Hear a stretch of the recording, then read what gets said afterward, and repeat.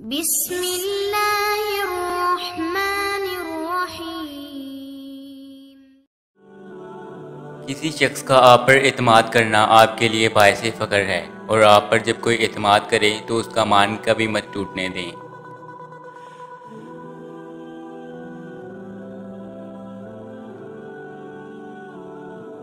کسی کو معاف کر کے اچھے ضرور بنو، لیکن اس پر دوبارہ اعتبار کر کے بیوقوف مت بنو۔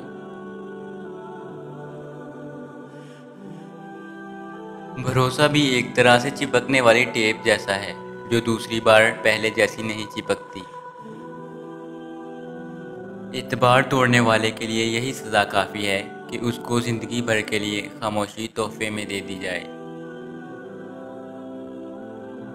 جہاں 4 لوگوں میں بیٹھ کر آپ مزے لے کر کسی غیر موجود شخص کی برائیاں کرتے ہیں، آپ کے وہاں سے اٹھتے ہی آپ کی برائیاں شروع ہو جاتی ہیں۔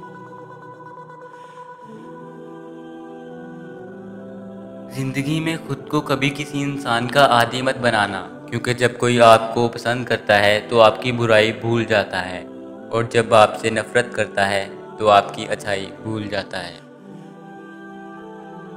زندگی میں ہر موقع کا فائدہ اٹھاؤ، مگر کسی کے بھروسے اور جذبات کا فائدہ مت اٹھاؤ۔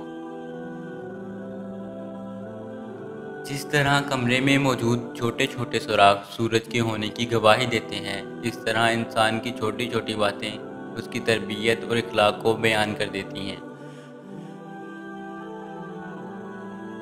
موت کے لیے ہر وقت تیار رہو، کیونکہ وہ ہر وقت تمہارے سر پر سایہ کیے ہوئے ہے۔ احساس کے رشتے دستک کے محتاج نہیں ہوتے، یہ تو خوشبو کی طرح ہوتے ہیں جو بند دروازوں سے بھی گزر جاتی ہے۔ جو انسان یہ سمجھتا ہے اللہ جو ہمارے لیے کرتا ہے بہتر ہوتا ہے، وہ کمال کا ایمان رکھتا ہے۔